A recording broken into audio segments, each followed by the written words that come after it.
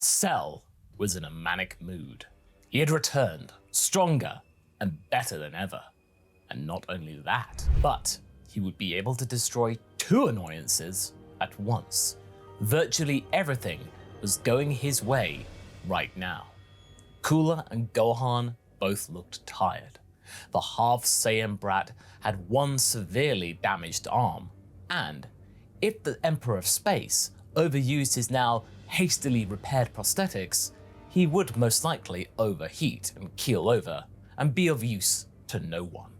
He had had a lot of fun today, but has also gone dangerously close to losing. And a new trait that Cell had discovered about himself as of today is that he hated losing. But then again, his very essence, the way he was designed, was here to save him from that worry. Being at the top of the food chain was just his birthright, and those fools had to understand this at this point. It was almost poetic to see Kula and Gohan teaming up like this, being defiant. Oh, so literally romantic, at least for me. Along with Piccolo and the humans, these were all representations of his genetic makeup. All inferior to him though. He was the sum of their parts and therefore better. It was about time that he showed them what he was truly capable of. Why he was the ultimate life form. And you can be sure that the next thing that he will do will be to go after Kula's pathetic empire. Would he rule it? Or would he just simply purge it just because he can? He hadn't decided yet, but he had time. Plenty of time. He had all the time. But first things first, as he launched his solar Kamehameha, he was laughing loud and proud. The boy had launched his own beam to struggle with the monster. It was all my fault. I was too proud. And now everyone has to pay the price. Stop whining, child, and focus on the task at hand. Your father has put you in this position for a reason. Kula angrily hissed at him. What do you mean? He believed in you, in your capability of obliterating that loudmouthed, overgrown locust. I can't. I'm too weak. Cease this pathetic excuse. Focus on what's inside, child. Of all the pain and anger this thing has caused you, embrace it. Make it your strength. Right now, there is only you, him, and the honor of your clan. Your little, pathetic planet as at stake. Do you truly want him to be the one who brought you down? Everyone down? No. Gohan nodded slowly. Kula, now in his fifth form, started to launch his own beam at the struggle. Now Cell wasn't too happy about this, but for now, they were equally matched. Nothing to worry about. Still though, he felt that by the end of this struggle, he still felt that at the end of the struggle he would emerge victorious, as it was always meant to be. He could never tire. For a moment actually, Gohan seemed like he was distracted by something, as Cell was, once again, pushing through. Something that worried Kula as well. What was this brat even thinking? The Emperor watched the boy's face. It was almost as if someone else was communicating with him. Or was he having fear hallucinations from the lack of blood as well? Keep it up, damn you! My dad's talking to me. Gohan's Kamehameha then grew in size, with Cell being slightly pushed back. The Bugman charged his attack up even more, but someone blasted his side. It was Vegeta. Cell cursed the prince, and then Kula decided to add insult to injury and blasted an I-beam in his opponent's face. His own beam then weakened, but that was enough for Gohan to push on. Push through Cell. The monster screamed in terror, just as the wave of energy washed over him, disintegrating him entirely. The ultimate android of Dr. Gero was no more. His existence was gone. This time for good. Gohan was breathing heavily, while Kula ascended into the air, immediately drawing everyone's attention. All eyes were looking squarely at the Emperor, as he raised a small finger and the smallest key ball began to form at the tip. He looked Gohan deep in the eyes. The boy was utterly exhausted.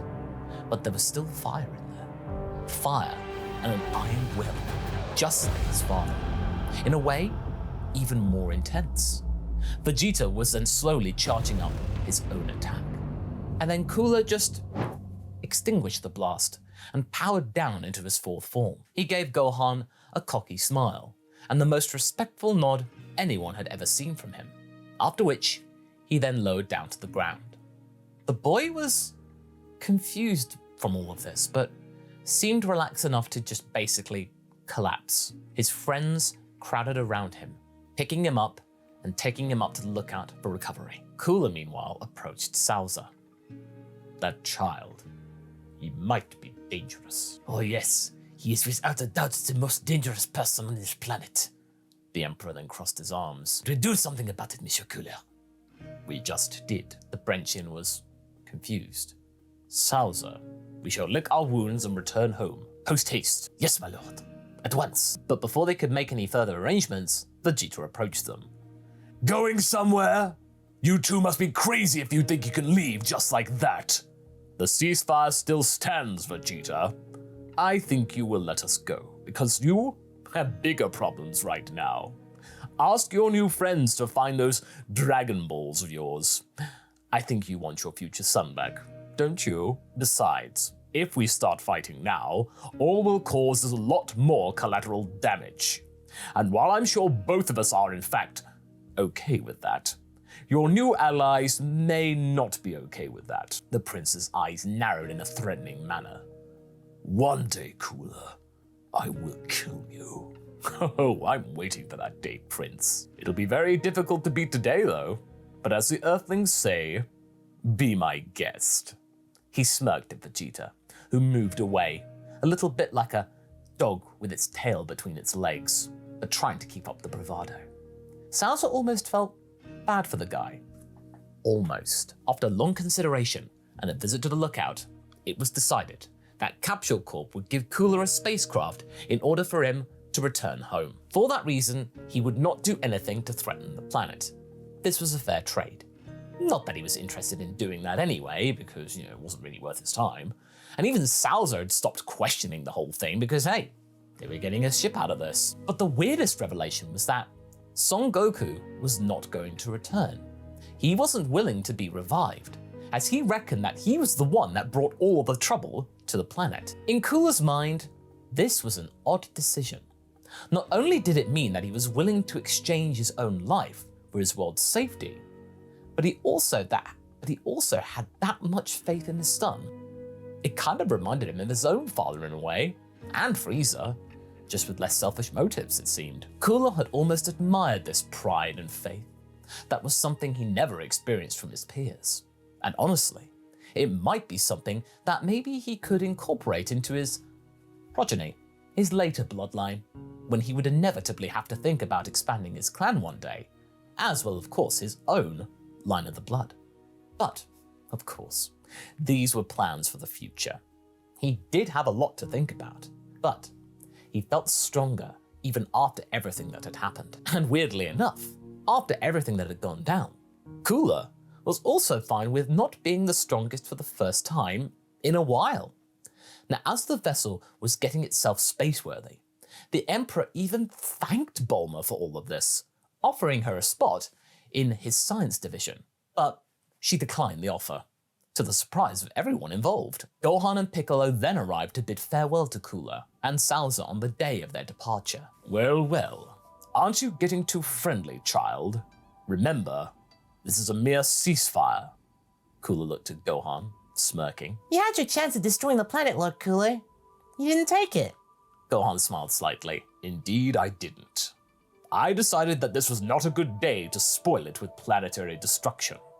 But if you want to keep your world safe from me, you have to stay in line and train, because one day I will return, and I expect you, nay, demand you, that you be ready. Gohan looked at the Namekian and nodded to Kula.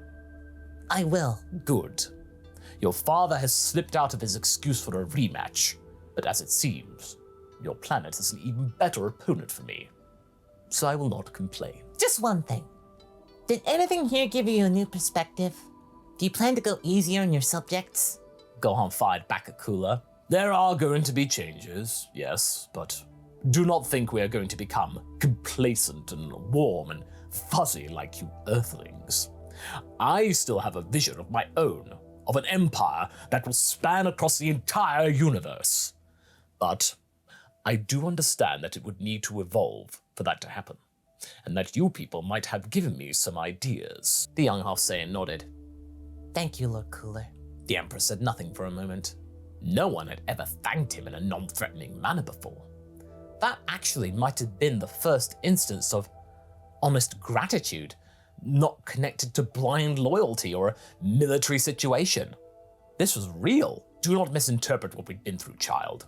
I was merely saving my own existence before yours, testing my own limits. I am also making sure the reference point for my future power gains would still be alive.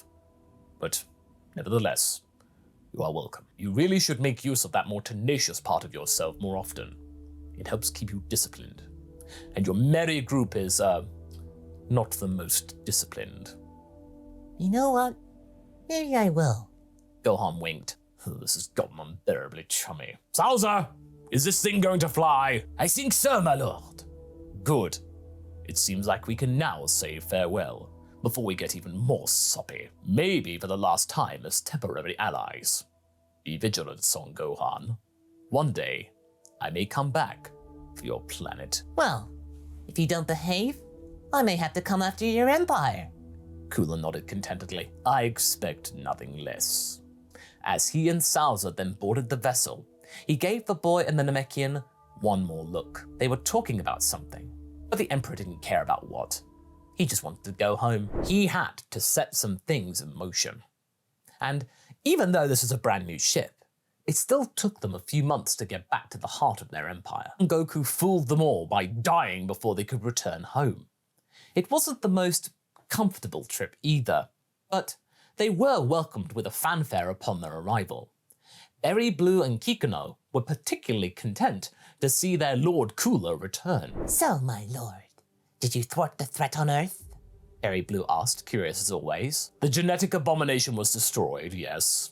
No one toys with our genetic makeup and comes out of it alive. I meant the Saiyans. Berry Blue smiled. Son Goku is dead, if that's what you mean. He died in the line of duty, as it were. So, is Earth defenseless now? Kikuno was trying to measure their chances. No, Son Goku's son succeeded him, and is even more formidable than his father. Should I start developing weapons to maybe finish him, perhaps? Kula waved his hand dismissively. No, that will not be necessary. I will personally handle him in my own time. I have a feeling that he will not be meddling with our affairs anytime soon. Kikuno looked quite surprised and disappointed, and then turned to Berry Blue. But she only had the most mysterious of smiles. I have a different task for you. Send out our scouts. Earth had one of those legendary hyperbolic time chambers. I and Salza have managed to train in one. What I need from you is to find me some more. Kikuno jumped. What? No. I thought it was just a superstitious rumor. You mean they exist? Salza smirked at Kikuno. Oh no, mon ami. They are quite real, and might be useful for our cause. Also, we are doubling down on training efforts and the recruitment of troops. But let us throw our people a bone in the meantime. Announce that all the planets are returning to their original names, and make the whole recruitment voluntary instead of compulsory. Voluntary? But my lord, we will have fewer numbers. People will be leaving in their droves. It's not sustainable. Kikuno was shocked to hear all of this. We are going for quality, not quantity. You heard your orders, Kikuno. Get to it, exclaimed Kula. Yes, of course. I will have more instructions along the way, but let's focus on that one first. His advisors bowed and waited as he left the room. Well, Lord Cooler is well and truly back. Berry Blue seemed rather content, not worried at all. But Kikuno? Yes, but his enthusiasm is scaring me a little, I must admit. I'm not used to it. Kikuno seemed the most worried. What exactly happened on Earth? I do question myself a lot about what happened, but whatever Monsieur Kula has personally experienced, it did give him some new goals, it would seem. I can only guess, but we should support him. But a bit of caution also wouldn't hurt. Do you think this is merely the beginning? And there's more to come? Kikna was looking nervous. Oh, I am certain of it. Whatever our Lord is planning right now, it is big, and it might change the Empire as we know it. Forever. About time, if you ask me. Berry Blue said calmly. Well, let's just start off with those recruitments, The scientist said, looking nervously at the rest. Oh, indeed. I shall set off for my own homeworld first. I hope we shall get some promising volunteers. Salza smiled. Meanwhile, Kula had ventured into his inner sanctum. He had a lot of ideas, but the most burning one was his own limitation. The prosthetics in their current shape simply would not do. He either had to find a way of restoring his original biological body, or finding some better parts. A tiny but burning frustration that he kept from his encounter with Cell on Earth was the fact that the Bugman had denied him a new transformation, even though he could feel it bubbling toward the surface. He knew it was there. He was on the doorstep of progress that might have made him stronger than even Son Gohan or Cell. But he couldn't have done it. He was denied it. He knew that at this point, he would need a technological advancement that was far beyond what they had at this precise moment. He had to choose a path. Did he want to be whole again? Or should he just simply embrace cybernetics fully and become better than before? That wasn't going to be an easy choice, but for the first time since he became Emperor, he was excited. There was something to look forward to, a new future that he was going to forge, first for himself, and then for the entire universe. And that's where we're going to be leaving things for right now, as we end Act 3. Now, don't worry, folks. Kula will return in January 2024, but you can see that he is standing at a crossroads. Should he try to restore his body, or should he try and seek out the legendary Big Getter Stir to improve his own cybernetics and mechanical parts? You can help him make this decision thanks to a poll posted in the community tab. Whichever version gathers more votes of influence will actually change the destiny of Act 4's story. We hope that you've enjoyed our journey with Kula, and we'll catch you later.